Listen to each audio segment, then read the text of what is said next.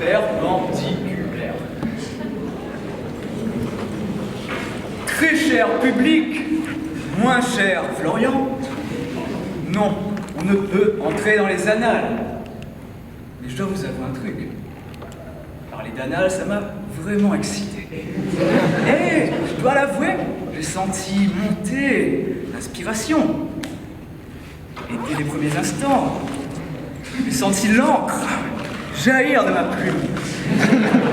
Mais, n'en déplaise aux esprits pervers dans l'assistance, oui, Anaïs, toi.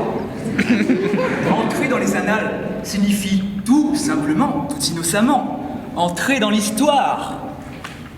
Et cela, mes amis, je l'avoue, est beaucoup trop fatigant. Dès lors, je ne peux pas entrer dans les annales puisque je ne le veux pas.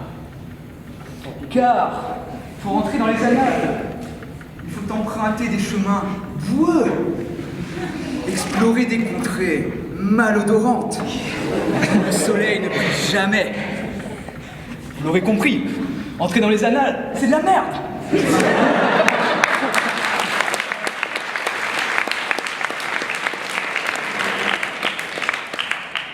Mais ce n'est pas seulement entrer dans les annales qui pose le plus de problèmes.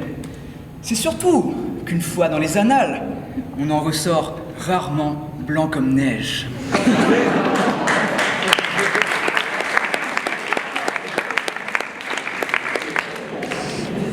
Valéry Giscard d'Estaing a côtoyé Bokassa et ses diamants. Kadhafi a côtoyé Sarkozy et sa politique. Dès lors,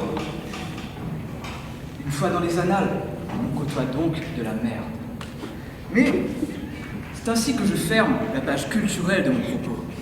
Car je vois dans vos regards pleins de vices et de lubricité que la culture n'est évidemment pas votre tasse de thé.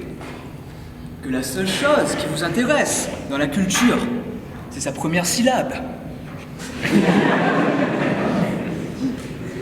Et avant que les membres de certains se dressent à la perpendiculaire,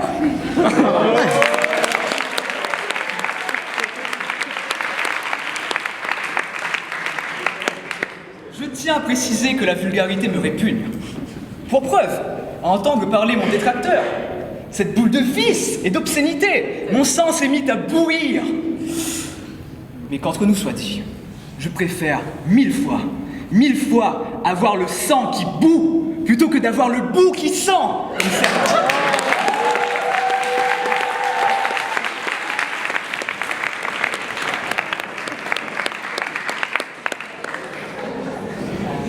Mais je suis humain et j'essaie de le comprendre. Pourquoi veut-il absolument vous prouver que les annales, c'est génial? Peut-être, à tout hasard, peut-on expliquer cette volonté de passer par la porte de derrière, comme un vulgaire voleur, par le fait, tout simple, que la porte de devant, pourtant pleine de délices, serait beaucoup trop grande, beaucoup trop intimidante?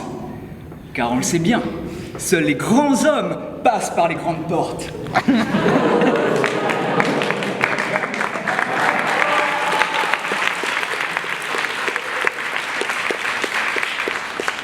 Et à tout hasard, cette grande porte aurait-elle une serrure beaucoup trop grosse? Car on le sait bien, les petites clés n'ouvrent pas les grosses serrures.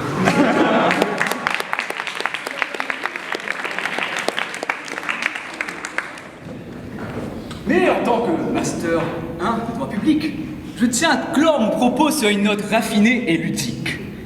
Retenez bien ce nombre qui a été apporté par l'INSEE ce matin même. 324 mètres.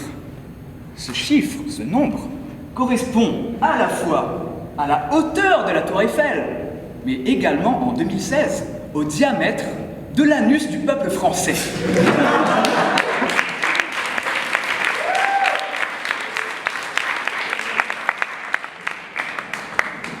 Dès lors, vous le conviendrez, on ne peut entrer dans les annales. L'État nous la met profond chaque jour que Dieu fait. Pourquoi vouloir en subir davantage?